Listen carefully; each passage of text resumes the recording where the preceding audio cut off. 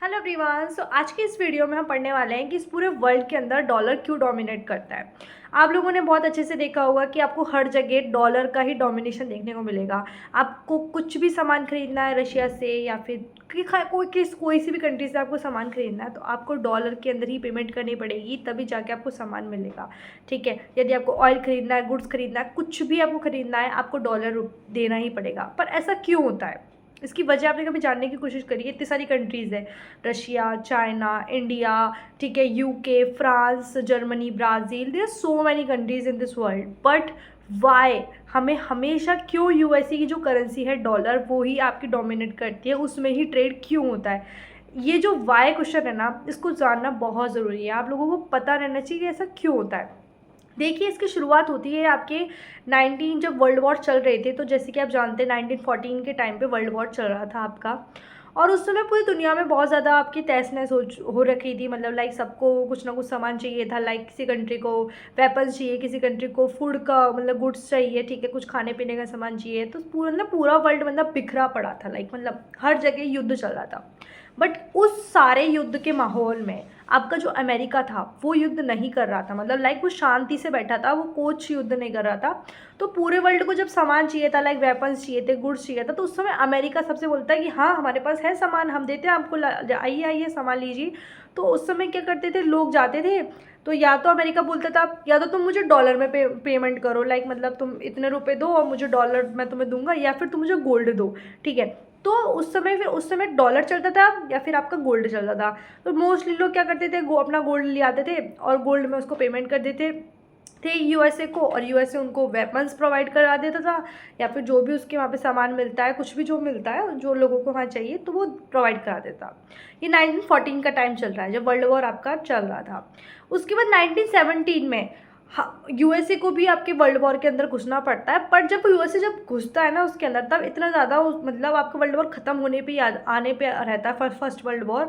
तो इतना ज़्यादा उसकी इकनॉमी को मतलब हार्म नहीं होता कुछ भी। लाइक पूरे आपके यूरोप की जो इकनॉमी हो चुकी है तहस नहस हो चुकी है, बट वहाँ पे आपकी जो यूएसए की इकनॉमी है ना वो इतनी ज़्यादा हार्म नहीं होती। लाइक उसका 20% 10% ही थोड़ा बहुत नुकसान होता है, क्योंकि वर्ल्ड वॉर तो एंड पे आता है लाइफ ख़त्म होने पर फर्स्ट वर्ल्ड वॉर के। उसके बाद फिर दोबारा से जब आपका सेकेंड वर्ल्ड वॉर स्टार्ट हो जाता है, सेकेंड वर्ल्ड वॉर आपका कब स्टार्ट होता है, आपको 1939 में आपको देखने को मिलेगा कि उस समय बहुत ज़्यादा आपका प्रिवलेंट हो गया लग गया था। और दोबारा से जब सेकेंड वर्ल्ड वॉर आपका आता है तो फिर दोबारा से लोगों को सामान चाहिए, लोगों को बंदूकें चाहिए, वेपन चाहिए, ठीक है, या गुड्स के सामान चाहिए, कुछ भी सामान चाहिए। फिर दोबारा यूएसए के पास जा रहे हैं कि भैया भैया प्लीज़ हमको सामान दे दो, हमको ये चाहिए। तो उस समय फिर से यूएसए बोलता है कि जाओ गोल्ड लेके आओ या फिर डॉलर में पेमेंट करो, कुछ भी करो। तो फिर से सारे जो भी लोग हैं वो उसके पास गोल्ड लेके जाते हैं और उसको वो सामान प्रोवाइड करा देता है। ठीक है, तो 1939 मतलब जो सेकेंड वर्ल्ड वॉर होता है उसमें भी फिर वो आपका यूएसए इस टाइप से प्रोसेस चलती रहती है। फिर आता है आपका जब यूएसए आपके सेकेंड वर्ल्ड वॉर में एंट्री करता है, लाइक 7 दिसंबर 1941 को आपके यूएसए क्या करता है, वर्ल्ड वॉर में एंड करता है। पर वो ऐसे मोमेंट पे एंटर करता है जब आपका वर्ल्ड वॉर खत्म होने पे ही था, लाइक है ना। तो इस वजह से उसके इकोनॉमी को इतना ज़्यादा हार्म नहीं होता। ठीक है, तो मतलब पूरा आपका यूरोप की जो इकनॉमी थी वो तहस नहस हो चुकी थी, और यहाँ पे जो अमेरिका था उसकी इकनॉमी भी इतनी तहस नहस नहीं हुई थी और उसकी इकनॉमी स्टेबल भी थी। और लाइक पूरे वर्ल्ड का 60 to 70% जो गोल्ड था वो किसके पास आ गया था, अमेरिका के पास आ गया था। क्योंकि अमेरिका ने क्या किया था, उस समय एक्सपोर्ट किया था उस सामानों का, इक्विपमेंट्स का, ठीक है, गुड्स एंड सर्विसेज का, इन सब चीज़ों को उसने बहुत एक्सपोर्ट किया था। तो उसके पास पूरे वर्ल्ड का 60 to 70% जो गोल्ड था वो आ चुका था। अब ये लड़ाई युद्ध तो ख़त्म हो चुका है, बट अब सारी कंट्रीज़ बैठी है, सब बोल रही है कि भाई अब ट्रेड तो करना है। भाई कोई भी कंट्री की तो ऐसी तो है नहीं कि उसके पास सारा सामान है, उसको कुछ ना कुछ तो चाहिए। किसी को ऑयल चाहिए, किसी को खाने पीने का सामान चाहिए, किसी को बहुत सामान चाहिए। तो ट्रेड तो होना है, ये तो कन्फर्म बात है। पर ट्रेड किस में हुआ जाए, तो भाई उन खुद की कौन सी एक स्टेबल अपन करेंसी ले जिसमें ट्रेड हुआ जाए।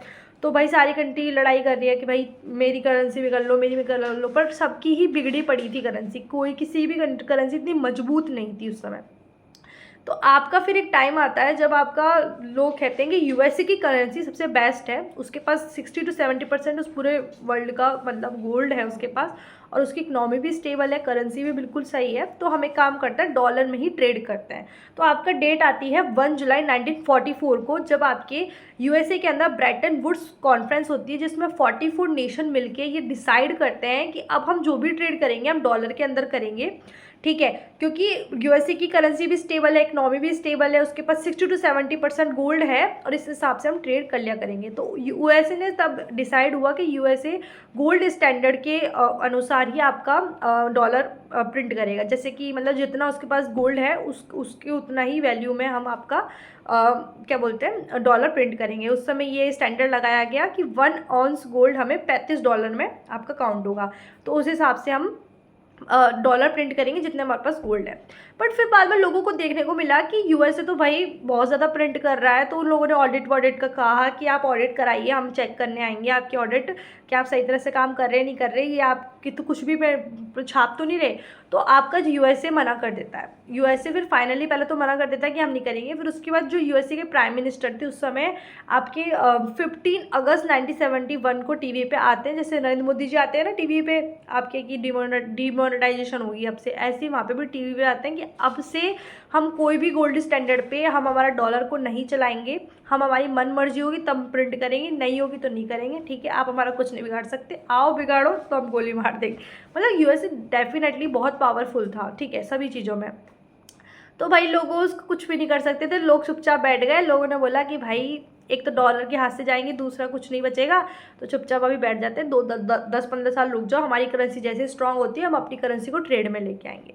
अब ये तो मामला सेटल हो गया था। यूएसए यहाँ पे ने देखा कि धीरे धीरे कि भाई ये ज़्यादा दिन तक आपका टिकेगा नहीं, थोड़े दिन में कंट्रीज़ अपना इकोनॉमी को अच्छी करके और अपने रुपए अपने जो भी करेंसी उनको अच्छे करके आने लग जाएगी। तो यूएसए ने फिर एक रास्ता खोजा कि क्यों ना मैं कुछ ऐसा तरीका निकालूं जिससे मेरा डॉलर हमेशा इस पूरे वर्ल्ड में डोमिनेट करे। तो आपके जानते हैं उस यूएसए ने दिमाग लगाया कि पूरे वर्ल्ड में देखिए ऑयल सबसे मेन चीज़ है जो बिकता है पूरे वर्ल्ड में, आप जानते हैं ऑयल सारी कंट्रीज़ को चाहिए। अब ऑयल का मिलता है सऊदी अरब, ईरान, इराक इधर की तरफ मिलता है, तो वहाँ पे वो जाता है ऑयल कंट्रीज़ के अंदर, वहाँ पे वो लोग उनसे शेखों से बोलता है कि देखिए आपकी हम ऑयल जो रिफाइनरीज है उनकी सेफ्टी करेंगे, उन सब चीज़ों का ध्यान रखेंगे, बस आपको एक चीज़ करनी है कि आप यदि ऑयल बेचेंगे तो सिर्फ और सिर्फ आप ऑयल डॉलर के अंदर ही बेचेंगे, कोई और दूसरी करेंसी आप नहीं लेंगे, ठीक है। तो वो उनसे बोलता है, उनको बोलता है कि तो प्रॉब्लम है बता दो, प्रॉब्लम है तो हम अभी सेटल कर देते हैं, मतलब वही धमकी बनगी, और फिर वो उनको धमका के सब कुछ उन्हें सेटल कर लेता है, ठीक है। तो इतनी धमकी पे बात नहीं आती क्योंकि उन्हें पता है शेखों को कि पहले ये कर लेते हैं। तो वहाँ पे फिक्सिंग हो जाती है आपको, जिससे हमें बोलते हैं पेट्रो डॉलर। ये आपका आप गूगल पे सर्च करोगे तो आपको अच्छे से समझ में आएगा कि what is petro dollar. Petro dollar का मतलब यही है, यदि आपको ऑयल खरीदना है तो आपको डॉलर देना पड़ेगा, तभी जाके आपको क्या मिलेगा, ऑयल मिलेगा, petrol, diesel, anything just you want, ठीक है। तो यहाँ पे यूएसए अपनी गेम चेंज कर लेता है और वो ऐसी जगह अपना हाथ मार देता है कि वहाँ से उसका डॉलर हमेशा से पूरे वर्ल्ड में डोमिनेट करने लग जाता है, ठीक है। कई सारी कंट्रीज इसके ऊपर अटैक करती है, जैसे इराक का सद्दाम हुसैन बोलता है कि भाई मेरे को तो नहीं करना, ये क्या भाई हमारे कंट्री का ऑयल हम जिसमें चाहे वो कंट्री का पैसा लेंगे उसमें उसको देंगे। तो आपको पता है आपका जो यूएसए था उस पर धावा बोल देता है, लड़ाई दंगे करवा देता है, ठीक है। तो ये इस टाइप से आपको फिर पता है, एक लीबिया के अंदर आपका गद्दाफी था, उसने भी बोला कि भाई हम भी नहीं करेंगे, तुम्हारे हिसाब से करेंगे, हमारा ऑयल हम किसी को भी बेचें तो तुम्हारे हिसाब से बेचेंगे क्या।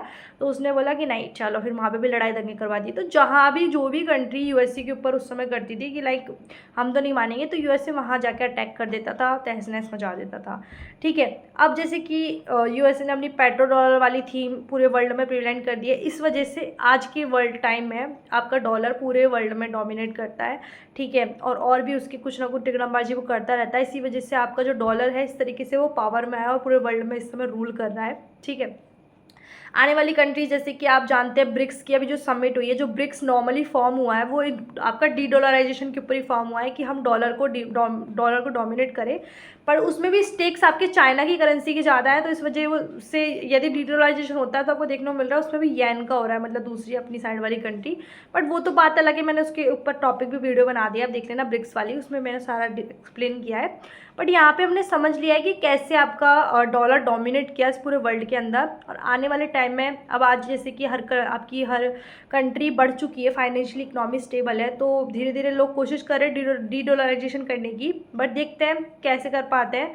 सो यदि आने वाले टाइम में हुआ तो वीडियो चेंज होकर कुछ नई वीडियो बनाएंगे, बट अभी तो बस इतना ही, एंड मिलते हैं नेक्स्ट वीडियो में। आई होप आपको पसंद आई होगी। और ब्रिक्स की मैंने एक अलग सी वीडियो डाली है, आप उसको जाके देखना, उसमें मैंने पूरा अच्छे से एक्सप्लेन किया है डी डॉलराइजेशन के ऊपर। सो मिलते हैं नेक्स्ट वीडियो में।